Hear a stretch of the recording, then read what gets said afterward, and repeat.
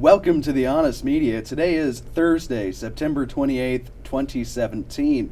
And as you know, if you've been following politics, if you've even just been on social media at all this week, there is a metric ton of information out there as always. President Trump announced his tax plan, which looks like it's going to disproportionately tax blue states, something which I don't think anybody watching this program has any problem with. A communist soldier used his uniform to create pro-communist propaganda saying that communism will win, and it looks like he is now under investigation. And Mark Zuckerberg, our friend the Zuck, yeah, it turns out he's exactly as big of a liar and a hypocrite as everybody knew. But first, I think we should talk about Megyn Kelly, our friend Megyn. Craig, have you seen this? Have you seen what Megyn Kelly, I feel like in a very small way, we are partially responsible for the death of her career.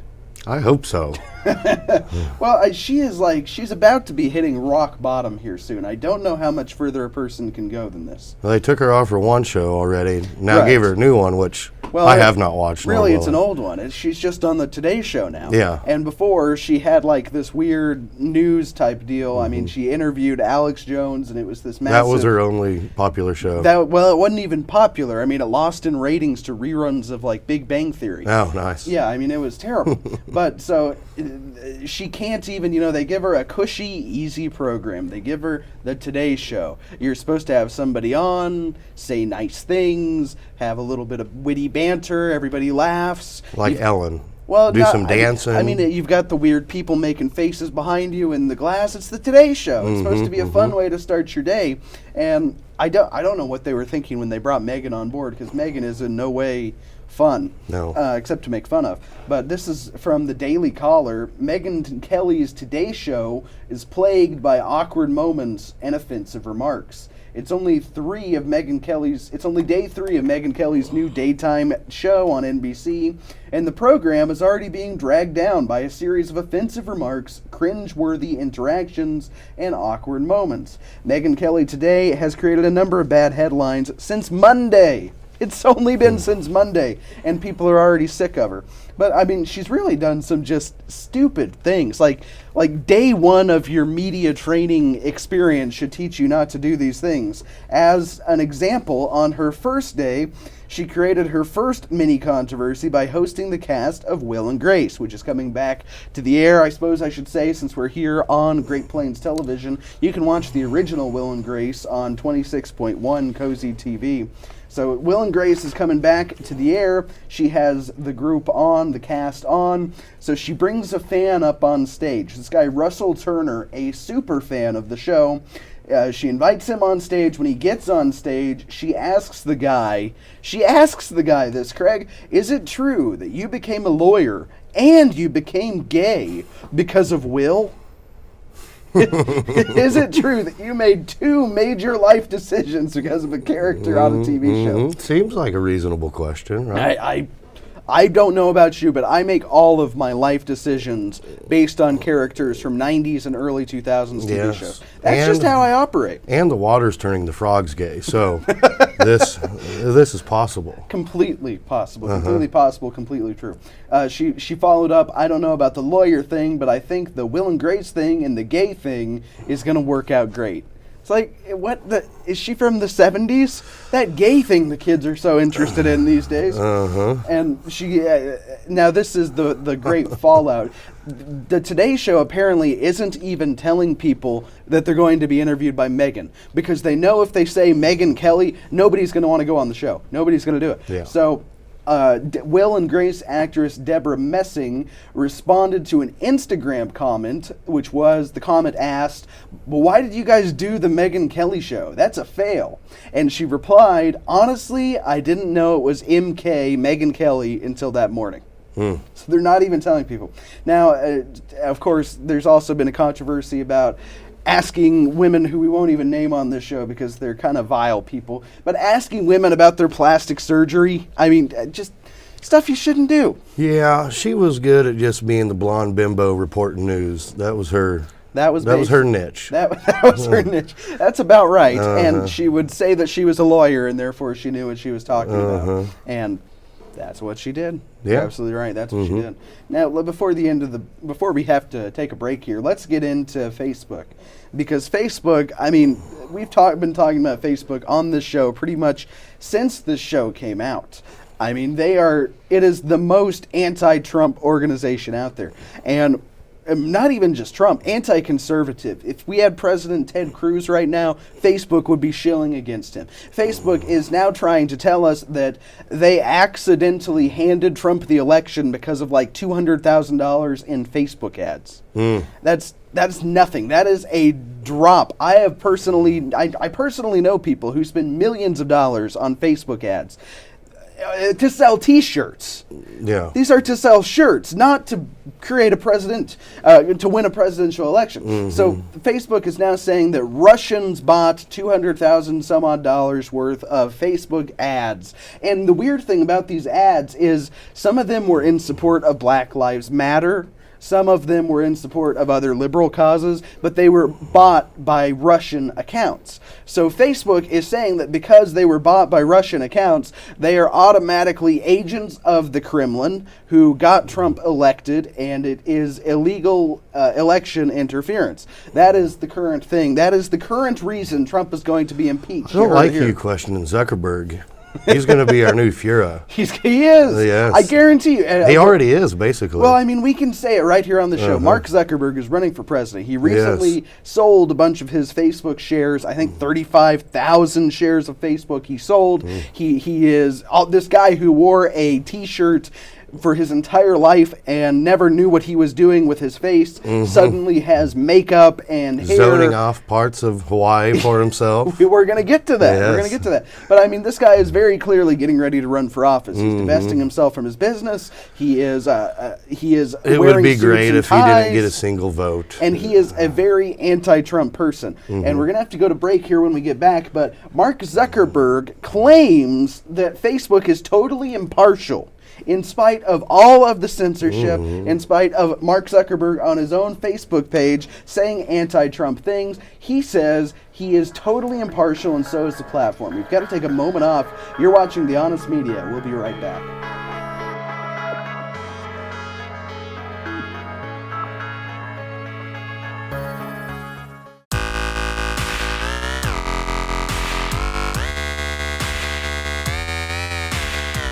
Welcome back to The Honest Media. I'm Tom Pappert, your host. Of course, we are talking about Mark Zuckerberg, the Zuckenfuhrer.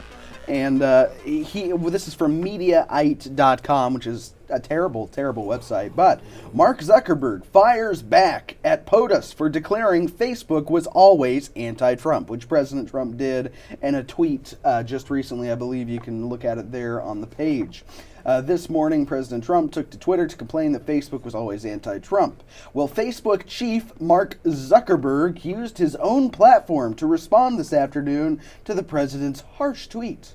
In a statement posted to Facebook, Zuckerberg wrote, "Trump says Facebook is against him," while adding liberals feel the company helped Trump. Again, this is talking about the $200,000 in Facebook ads that did virtually nothing to help Trump. And you can read the CNN article. Some of the Facebook ads were legitimately advertising Black Lives Matter. So if anything, this helped Hillary.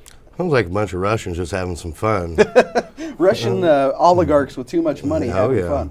But so he goes on, "Both sides are upset about ideas and content they don't like.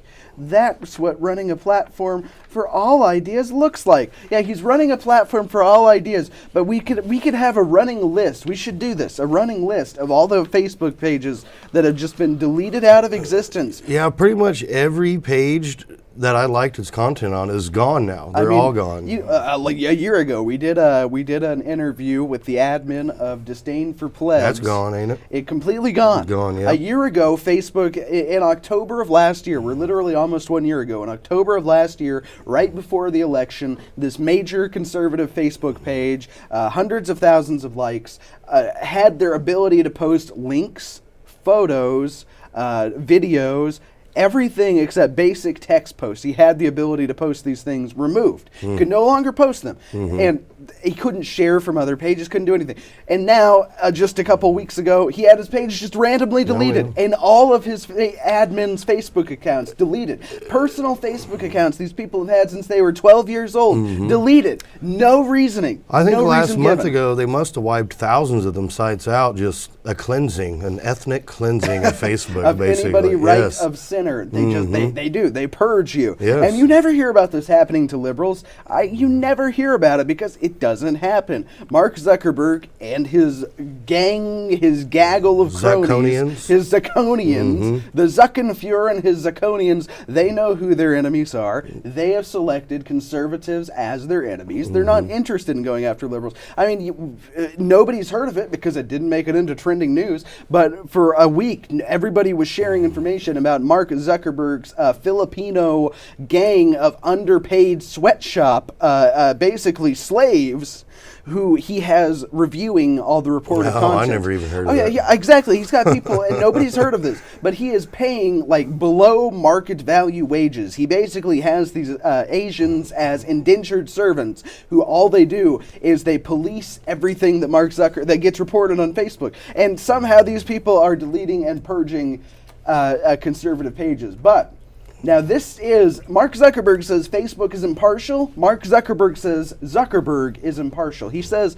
there is no bias. He says that Facebook is not anti-Trump. Well, this is Mark Zuckerberg in April 12th of last year. He speaks out against Donald Trump's immigration plan, says instead of building walls, we can help build bridges. Oh, isn't that nice? Ain't that nice? Doesn't that just make your heart all big and fuzzy? And see rabbits and rainbows. That's the type of gobbledygook that just really makes me want to vote Democrat. It makes me want to give up all my principles and just vote Democrat. But so, I mean, this is what he said. This is what Mark Zuckerberg said. Totally impartial. He's not anti-Trump. But he said, as I look around and I travel around the world, I'm starting to see people and nations turning inward against the idea of a connected world and a global community. I hear fearful voices calling for building walls and distancing people they label as others.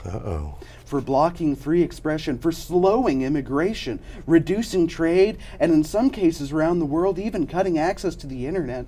Instead of building walls, we can build bridges. Like China, where he literally helped him build the internet. The cyber wall. Yeah, the cyber wall. The big, beautiful cyber wall that keeps the Chinese from getting hurtful ideas that might, tell them how great democracy is. And then he adds, this is his finishing remark, instead of dividing people, we can connect people. Just wants that nice globalist world banking community. Well, and then this is what you were alluding to earlier, what you were referencing it earlier, and this is from June 29th. So let's back up, of 2016. That was April, this is June. The guy can't even be consistent for like 2-3 months at a time, because he says that it says right here, he's building a wall. Mark Zuckerberg is building a wall. Walls are tricky, divisive things. Just ask Mark Zuckerberg. One of the local people in the community called it really oppressive. Another called it a monstrosity. This is, of course, the giant wall Mark Zuckerberg is building around his, I'm sure it's done by now, but around his massive estate in Hawaii. He's kicking Native Hawaiians off their land to build this giant wall that locals are saying is going to obstruct the views, it's going to inhibit nature. Get the low-life locals off his land. That's right. He owns it now. He is the Zuckenfuhrer. Yes. And this is one of the people. Wonder if he's building a ghetto somewhere on there for them all to go to. For them to go live in, since he took their I mean, this is Hawaii. This is a place with beautiful, beautiful views, and this guy cannot stand the idea of people possibly traipsing into his palatial estate. No. So he walls it off. Walls are bad. We have to bring people together. Unless you're living within a 20-mile geographical radius of my palatial estate. Maybe we can get some people to build a bridge over his wall right into his house. I wonder what he'd think about that. I wonder what he'd think about that. But, Facebook... If you're in Hawaii, go do it now. Give it a shot. Yeah. Tell us what happens. Go Facebook Live, and we'll see. Yeah. We'll see. I don't think it would end well. But I mean, it's just the total hypocrisy of this guy. You can go to his Facebook page, and over the last several months, he would like on his Facebook page, Mark Zuckerberg, most popular guy on Facebook, he would like Hillary Clinton's Facebook posts. Oh, yeah. This is but totally unbiased. This just makes me miss Tom from MySpace. You know, I want that guy back. I wonder what Tom's doing Where these is he? days. He made a Facebook. Did he? What else are you going to do in the current year? You got to be on the Facebooks. He probably has an Instagram, too. I want to be his friend on there. You could probably give him a like. Yeah. All right, well, we've got to take a moment off. You're watching The Honest Media with Tom Pappert and Craig Chrysler. We'll be back in just a couple minutes.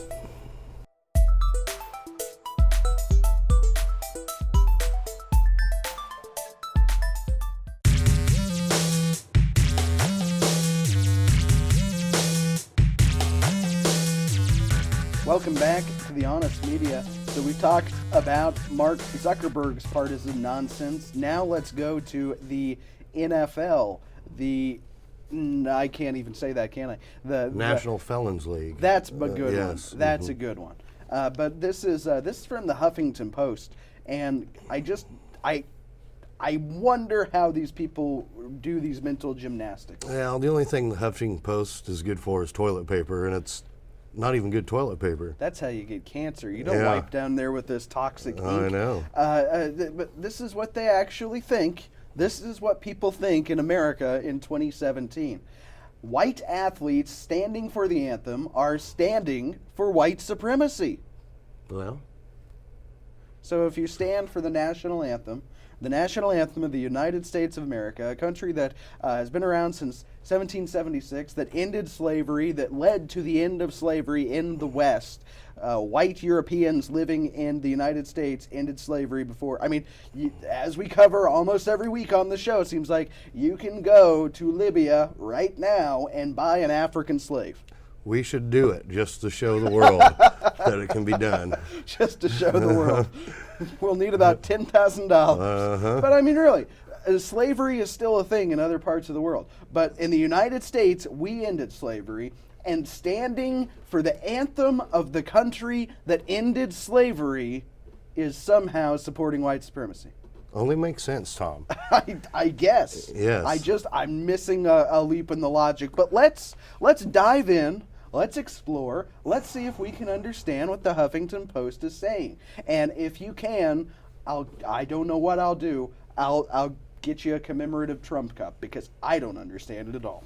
The absence of white athletes kneeling for the anthem Sunday was a particularly illustrative moment in white privilege. See, for white athletes, the anthem and American flag do represent freedom, liberty, and whatever other amorphous American values one might ascribe these symbols. So, from their view, kneeling would be disrespectful to the privileges a white supremacist nation affords them. It's a white supremacist nation, yes. Craig. It's a nation of whites. Didn't we have a black president like 6 months ago? Or for 8 years. For 8 years. Yeah. Clearly, Obama. He was half white, though. So. Obama was a half white supremacist. That's right. Half white supremacist. They go on. We've all heard the typical argument against kneeling. Kneeling during the anthem disrespects our flag and the soldiers who fought for your right to protest and blah, blah, blah, patriotism. Don't you love how they can just mock? Like that is literally the straw man fallacy. That is literally the straw man fallacy. I don't understand my opponent's argument, so I'm just going to say that everybody over there's a bigot. And therefore they win. Yes. And so I cannot, this baffles me.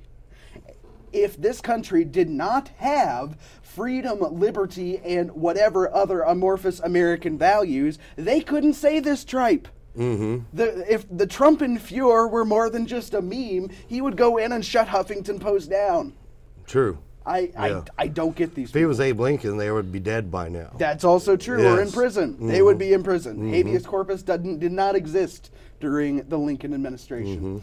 I don't know if I can keep doing this. It leaves this god-awful taste in my mouth. But now I'm not going to spend much time with the obvious counter. So she's not even going to give the argument. She's just saying, well, y'all know it anyway. Y'all know it. Y'all know they're stupid. Y'all know they're bigots. In the fairy tale we Americans tell ourselves, where soldiers fight war for freedom and not imperial conquests. Is there an Order 64 joke to be made here? Is there a Star Trek joke? I think, or Star Wars? I think there is. I just don't know it. The story says they're fighting for someone's right to protest, not the opposite. So using the troops as a cudgel against protest wholly misunderstands even our own national fairy tale. See, they lost me. They lost me. Yeah, it's just convoluted garbage. That's about right. They use their college words to try to distract people, so they won't realize you're not making an argument. So that's obvious enough. That's how they continue. So that's obvious enough. No, that's not obvious. I don't know what you're talking about. But what I'm talking about is this. If white athletes can't fathom kneeling because they feel soldiers fought for their rights and blah, blah, blah patriotism, oh, that delicious straw man. Oh, that delicious just fallacy of a non-argument. It's because they're treated as full citizens and afforded those rights they imagine soldiers fought for. Full citizens, huh? So not as opposed to 3/5. Yes. Now, but I just let's back up, because we got to take this like 3 words at a time, because it makes no sense. So they say that these rights do not exist, that freedom, liberty, blah blah blah, patriotism. Well, when most of these NFL players are felons, yeah, they don't have a lot of rights. They don't have voting rights. Yeah. But they're saying that these rights don't exist, and then they go on to say they only exist for white people. I mean, what editor said that this could fly? I would love to meet the guy. I would love to meet the cuck begoggled guy. I'm betting the guys standing are not felons. That's because most safe of them bet. that were kneeling were. I saw. Well, there is a striking number of NFL athletes who happen to be black who are felons. Rapists, murderers.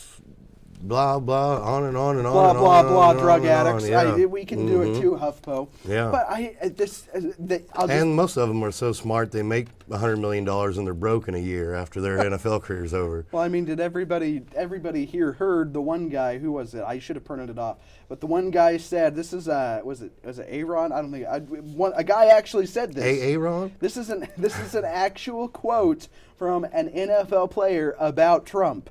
I hope Trump don't be in the room when I see him."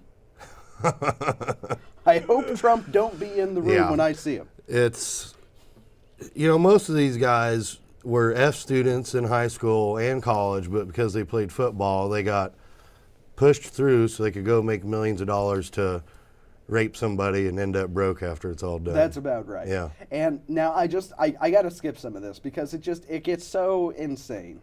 But this is the last paragraph, and then we'll go to break, and then when we come back, I've got a couple more football cuck stories that we've got to share with you. But this is what liberals believe. This is what they believe. Unfathomable. Understand this.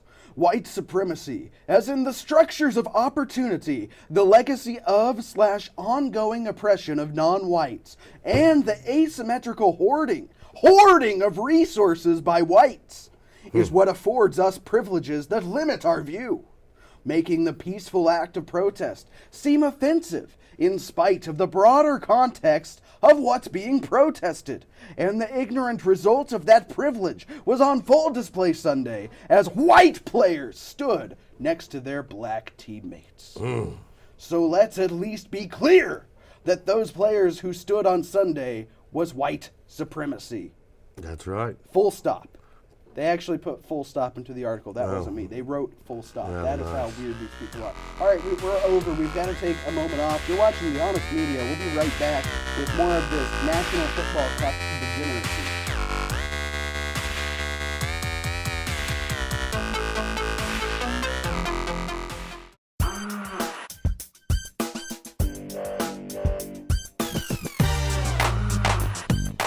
Welcome back to The Honest Media. We are covering what's going on with the NFL, the National Felon League. And it just, I mean, this is probably what I think is going on. And this is, in other words, I agree with President Trump. Who could have seen that one coming? Trump says NFL owners are afraid of their players. President Trump continued the war against NFL players not standing for the national anthem Thursday, declaring that NFL team owners need to stop pandering to their players and being afraid of them. And I think Well, think your he's onto average something NFL owner is like an 80-year-old Jewish guy, so yeah, they're probably scared of versus the giant 6'7" black 400-pound athletes. Well, not only that, but I mean, now there is this is part of what I think it is, and we can get into the article in a minute, but I want to get your thoughts because I think these athletes misunderstand how big the talent pool for their profession is. Yeah. Because sure, they are the famous ones, they've made it, but every single high school in America with a football team has 40 kids who are decent at playing football. Mm-hmm. And of those, 10 of them maybe get to go play it in college.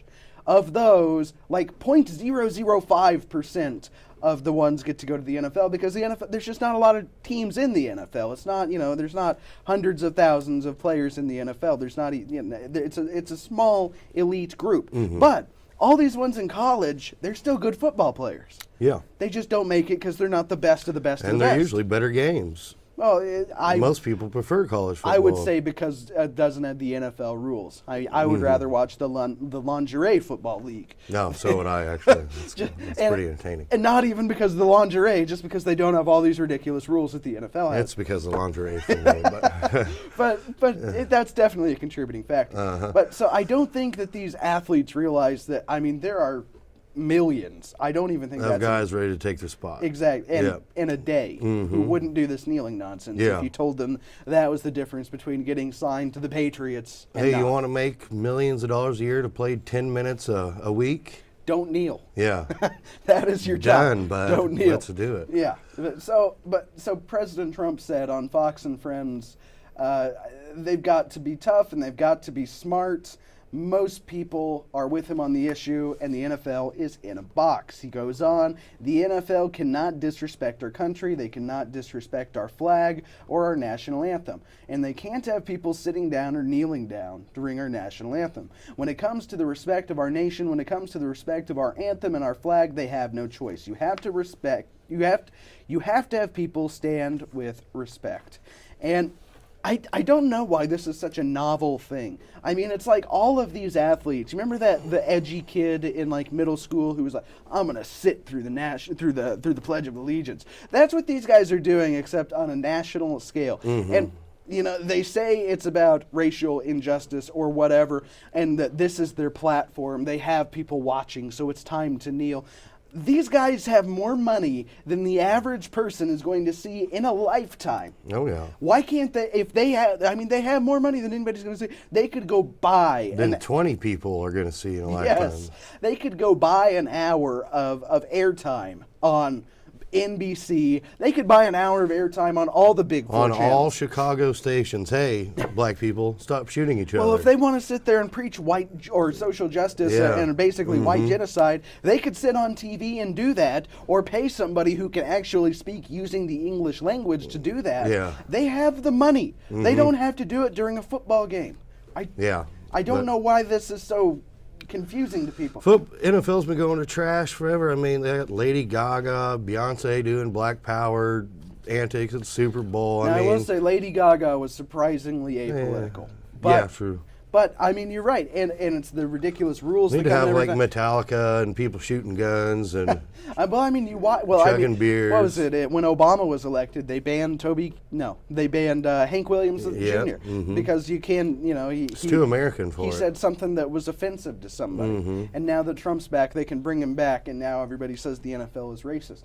I don't know why this is such a novel idea that somebody's boss is going to tell them, hey, when you're on my time, don't do your political crap. Yeah. That is basically what we're coming to. And by the way, I want to go to the next story because there are two teams we want to talk about while we're still talking about football. Then we'll get off the topic and get on to Trump's tax reform and what he's doing to fix health care from the executive office.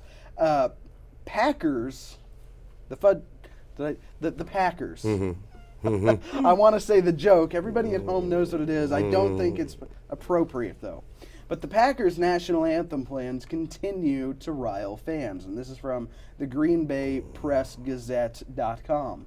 A request by the Green Bay Packers players for fans to join them in a show of unity during the national anthem before their game Thursday, that's today, apparently did little to calm the debate. The Packers fans on Wednesday continued to blast the NFL, the team, and the players for what they perceive as a strong disrespect for the nation, the flag, the military, and the national anthem by their kneeling. Basically, they're on social media. They're watching everybody. They're watching all the people be furious at this kneeling, take a knee nonsense. And so what do, Craig? What is the logical thing to do? Well, you guys just need to join us. Oh, yeah. Just kneel with us. How stupid?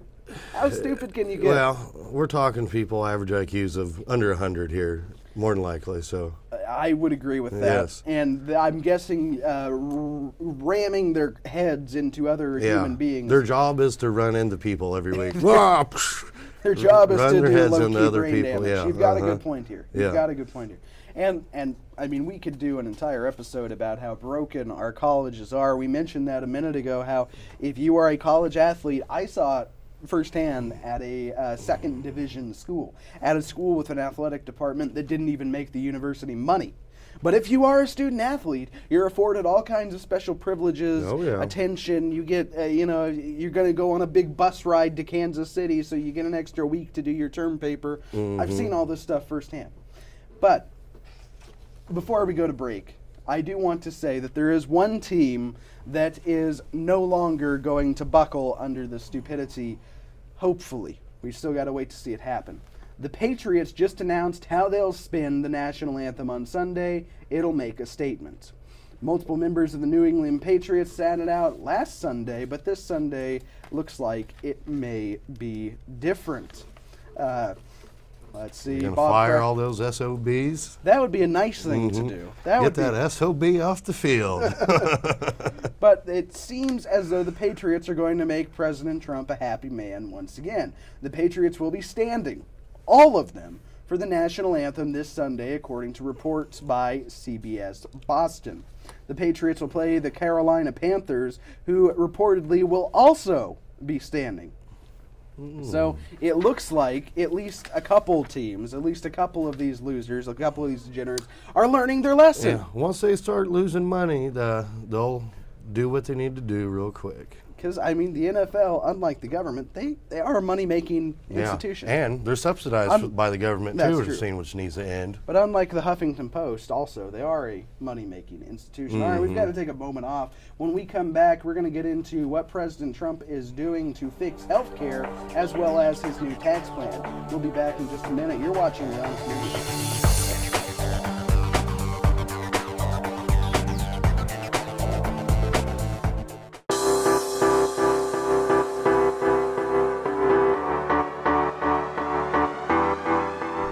Welcome back to The Honest Media. Now, before we discuss Trump's tax plan, which looks like it's going to be great on many, many levels, I want to get into what's going on with healthcare, because while the Obamacare repeal has once again been stymied by Republicans who were voted in on promises of repealing it but refused to actually put their vote on the line. The rhinos? The rhinos, the cucks, whatever you want to call them. They have many names, and all of them, I think, are accurate, Craig.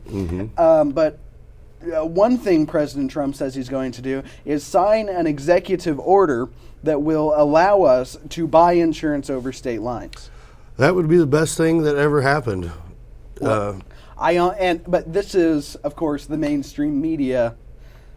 We got to talk about how wonderful it is before we get into the mainstream media, because they are saying that this is horrible, that it's going to fail. You would think they would be tired of being proven wrong by now, but they just keep on doing it. They just keep on getting it wrong and never apologizing or realizing their mistakes. The healthcare industry is one of the industries where capitalism has never been let to do its thing. Yeah. Not in the last 150 years. I mean, 150 150 years ago, we had these things called lodges. Your great-grandparents may know something about the lodge. You know, you go down to the lodge. Well, these lodges would pay for your health care. Every member would pay dues to the lodge, and in return, they would just pay a doctor or a hospital. We actually have one of those here in Kansas. We do. Yeah. We do. And they used to be everywhere. They were called fraternal orders, lodges, all this type of stuff. And by paying your lodge membership, you would have access to a doctor, a surgeon, a hospital, mental health services, et cetera, et cetera, et cetera. Well, the doctors were getting more and more patients and taking less and less money. So other doctors were getting mad, saying that this is selling the noble profession of being a doctor short. This actually happened. You can look it up. And so they went to Congress, they lobbied Congress, and they said, please, please, please, make this illegal. Make it so healthcare is expensive, as it should be. We go through all kinds of education. It needs to be expensive. So the government does this. Long story short, you can only get it through your employer. Obamacare comes in and makes it 10 times worse. And now you get Politico, which has the audacity to say that buying and selling insurance across state lines will never work. Yeah, because it would make it way cheaper for everybody in the country. Because competition, I mean, this is a proven fact. Competition makes things cheaper. Yeah, who was that? Rothschild? Competition is a sin? Yeah. Yeah. I mean, this is basic common sense. If you have 20 different people all bidding on mowing your lawn, you can say, well, I only want to pay $25. And whoever meets the $25, if you have 20 different people, it's going to be more likely than if you have one guy. Yeah. If you have one guy who says, I'll mow your lawn, he can say, well, I want $200. $500 a week. Right. And otherwise, you could just mow your own lawn. Yeah. And if you can't mow your own lawn, do you get the analogy? Are we getting too into the weeds here? You see what I did? But so this is Politico. Health plans regulators pan Trump's plan to allow purchase of insurance across state lines. God, what a terrible headline. Yeah. But so basically they're saying that regulators, the government in other words, and health insurance companies, America's enemies by and large, they are saying that this is going to fail. The people who said Obamacare was going to work and be a wonderful thing, they're now saying that Trump's plan is going to fail. I don't think these guys have a good track record. No. I don't think I believe them. On anything. On anything ever. President Donald Trump said Wednesday he will likely sign an executive order allowing Americans to buy health care across state lines. But the idea is broadly opposed by state insurance commissioners, consumer advocates, and insurers, and has failed in the states it's been tried. And they go out to cherry pick a few examples that aren't even what Trump is talking about, because it was like, well, people in Wyoming can also buy from Nevada. Well, that's 2 states. That's 1 state line. That's not all the state lines in the United States. And we've been working towards this goal since Ron Paul days, because this was his big idea. Well, it is. People act like it's such a novel idea, but it's just common sense. A doctor's idea, Ron Paul. Yeah, who would have thought that might come in handy one day. But it's totally confounding how these people... They just want to keep their monopoly on us and keep raping us for money and... But not giving us health care when we need it anyway. So. But you know what really gets me, Craig? It's that these people, these miserable Democrats that call themselves journalists, that masquerade as journalists, who pretend to be unbiased when clearly they are Democrats. You know, that's the difference between us and them. I'll tell everybody and their mother what I believe politically, whereas Politico pretends that they are an unbiased, truth-telling, nothing but the facts, ma'am, outlet. And it's just not true. Yeah. I mean, but that's what really gets me. But it baffles me how these people, they don't want a single thing the president does to succeed. And now with Obamacare, everybody knew it was going to fail. But I will readily admit some things that Obama did succeeded. And when it happened, I wanted them to succeed. For instance, converting television to digital.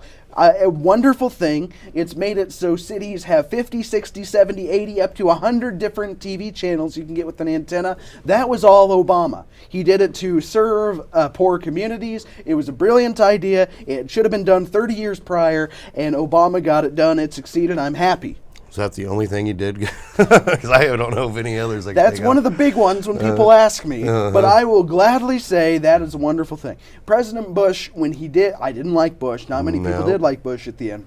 Yeah, like Bush, Clinton, Bush, Obama. But when Bush did the big bailout, which was a mistake, a lot of Democrats came in and said, well, good, he's doing something, I hope it succeeds. They didn't sit there and say, oh, I can't wait for this bailout to fail. I can't wait for the country to go into a smoldering ruin. And that is what they're saying now. Yeah. They don't want a single thing the president does to be successful. They want the country to fail. Yeah, they want to see everything burn so they can get everybody back on their plantation. I guess so, but it's like, if everybody's poor, they can get all the votes. What is the benefit of that on a global scale? I just don't get it. Why do these people want everybody else to be miserable? Now, we've got to go to break, and when we come back, we're going to discuss taxes. But this is some exciting news. I don't know if it'll happen because Rand Paul is fairly unpopular, I think it's fair to say, in the Senate. But President Trump is to back the Rand Paul healthcare proposal. Part of Rand Paul's proposal is to allow individual organizations and employers to come together as, this is literally the term used, remember what we just talked about, they allow them to club together as groups to pay for health insurance and be able to bargain a little bit better this way. Oh, no. And that's just a terrible idea. It is. Allowing individuals to have power, oh my good God, you can't do that unless it's a union. But so this is... Sounds like this could be a racist idea, Tom. We better be careful. I think it's a Nazi idea, actually, with severe Russian undertones. I believe so, yes. So that's an exciting piece of news. We'll keep you plugged in about what's going on with the good doctor from Kentucky's healthcare proposal. And when we come back, we're going to talk about why President Trump's tax plan is going to take money away from blue states and give it to the red states. We'll be back in just a minute. You're watching The Honest Media.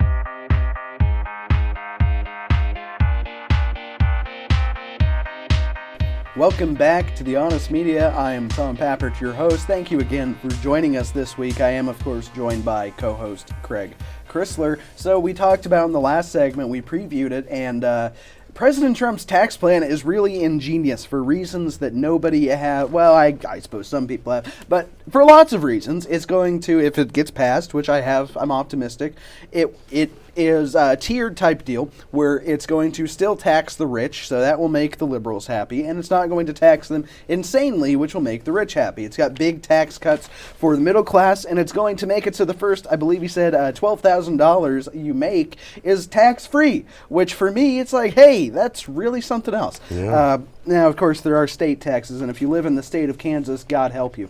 But this is something that not many people have honed in on. Trump's tax plan eliminates big perks for high-tax states. President Trump released a sweeping plan Wednesday to cut taxes and simplify the tax code. And now let's get into this perk. The perk, which was first enacted with the income tax in 1913, is most heavily used in coastal blue states, including New York, California, New Jersey, and Connecticut. Repealing it would cost $1.3 trillion over a decade. Yeah, right. And basically, what this is a loophole. Just nobody even understands what this is because you got to have an accountant on, right? But despite fierce opposition from high-tax states when the idea was first floated, the Trump administration is pushing ahead with the repeal, which would remove state and local income and property taxes as deductions from federal returns. So basically, it's a crummy loophole that blue states were able to use to pay lower taxes, even though they're the ones who want the high taxes, and so now they're all going to be mad. Basically, what President Trump is doing is he is tricking Democrats into being against a tax increase. I love it. Yeah. I love it. I just heard 1913 and it brought up all sorts of bad thoughts. Talk about 3D chess. Yes. I predicted in the next 4 or 5 days you were going to have Democrats come out and say that what President Trump is doing is a tax hike and they can't afford to pay higher taxes. Yeah. Mark my words. Democrats will be anti-tax in the next 6 weeks. That'll be great to see. Okay, so now this is the big one. This is the bizarre one. This is the one that, thanks to the internet, we now know about. And if it wasn't for the internet, we'd be SOL, quite frankly. This is from Silence is Consent. U.S. Army lieutenant declares communism will win. Kill every capitalist dog. In shocking social media posts. This was all uncovered, by the way, by 4chan. And if it wasn't for the basement-dwelling virgins on 4chan, as they have been referred to by various commentators, Bless their souls. Bless their souls. Praise Keck. Yes. I mean, nobody would know about this. Nobody would know about this. The guy And this guy is currently in the Army, correct? He is currently in the Army. He graduated from West Point. There's actually more to this story. He was in the Rangers. He got kicked out because of reasons we don't quite know, but it's pretty, I mean, you know, we kind of know. Yeah. So we got kicked out of the Army Rangers, then he goes into West Point, and everybody is saying, how did this guy get into West Point? Who approved him? Who helped him along? Now, he posted, and the pictures have been removed. He finally deleted his Twitter account, or at least deactivated it. But he had, I believe if we scroll up, we've got it in the main photo on the page. He had a picture of him in a Che Guevara t-shirt. Che, of course, the Che, as they call him. He persecuted and murdered homosexuals. He burned books. He hated black people. He called them lazy. He used the N-word. Tom, he was a very peaceful man. Violent revolutionary, very peaceful man. Very peaceful. Loving and peaceful. Then in the other picture, he has a photo with what looks like a piece of paper in his uniform's hat that reads, "Communism will win." This sounds like treason. I mean, you'd think if he's so. in the military, that's treason, and he should be hung. Hanged. Hanged, hung. We got to be grammatically correct here after making Should be fun hung. of the NFL. Yeah, that's a Hanged. totally different thing, isn't it? Well, yeah, that's a bit different. That's a bit different. That's what we were talking about in the break. Yeah. But and on his Instagram, which again he now deactivated, we can scroll down. He has a picture of a card that read "Kill every last capitalist dog." He has numerous pictures of Guevara on his Instagram. Again, it's now been taken down. On his blog and on Twitter, he frequently wrote about how horrible the military is. He accused the Rangers of fetishizing violence, and then he goes on to say we, fellow communists, need to write a new book on guerrilla warfare together in the near future, suggesting he wants to use guerrilla warfare. We need a against the good government. old-fashioned hanging, and you can put it on pay-per-view and make a ton of money. Just do it in front of the White House. Yeah. And now the West Point is the one who actually said that he is under investigation. West Point, in a statement from their, it's a press release really, they said the U.S. Military Academy strives to develop leaders who internalize the Academy's motto of duty, honor, and country, and who live the Army values. Second Lieutenant Rapone's actions in no way reflect the values of the U.S. Military Academy. As figures of public trust, members of the military must exhibit exemplary conduct, are prohibited from engaging in certain expressions of political speech while in uniform. Rapone's chain of command is aware of his actions and is looking into a matter, and naturally 4chan poll called and confirmed that he is in fact under investigation, because that is what the wonderful autists on 4chan Better do. than the CIA or FBI. They uncovered the guy. Yeah. They uncovered the guy. If not for people on this Chinese cartoon image board, we would never know about this guy. And just a couple more things that I dug up. Or the whereabouts of Shia LaBeouf. That's also true. But this is from his Reddit. I just dug this up. It's probably deactivated down too. But this is from just a few months ago. He says, I'm currently an infantry officer at Fort Drum in New York, assigned to the same brigade as Chelsea Manning was when she enlisted.